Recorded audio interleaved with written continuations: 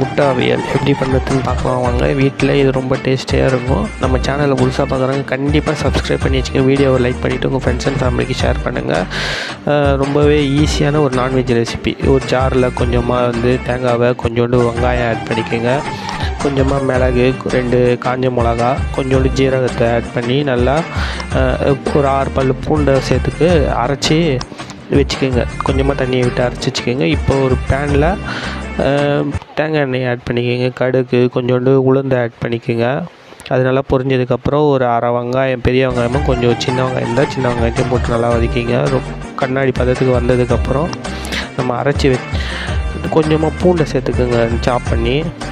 கொஞ்சோண்டு கருவேப்பிலை இதெல்லாம் போட்டு வதக்கிக்கோங்க. கொஞ்சமாக மஞ்சள் தூளை போட்டு வதக்குங்க. நம்ம அரைச்சி வச்சுருக்கோம் இல்லையா தேங்காய் வெங்காயம் பேஸ்ட்டு, அதை இதில் ஆட் பண்ணி நல்லா மிக்ஸ் பண்ணிக்கோங்க. நல்லா மிக்ஸ் பண்ணுங்கள். கொஞ்சமாக தேவையான அளவுக்கு உப்பு போட்டுக்கோங்க. உப்பு போட்டுட்டு நல்லா இந்த மாதிரி வெந்து எண்ணெய் தனியாக பிரிஞ்சு வரும். அந்த மாதிரி வந்ததுக்கப்புறம் முட்டையை 4ஆக கட் பண்ணி மிக்ஸ் பண்ணிக்கோங்க. நம்ம சேனலை புதுசாக பார்க்குறவங்க சப்ஸ்கிரைப்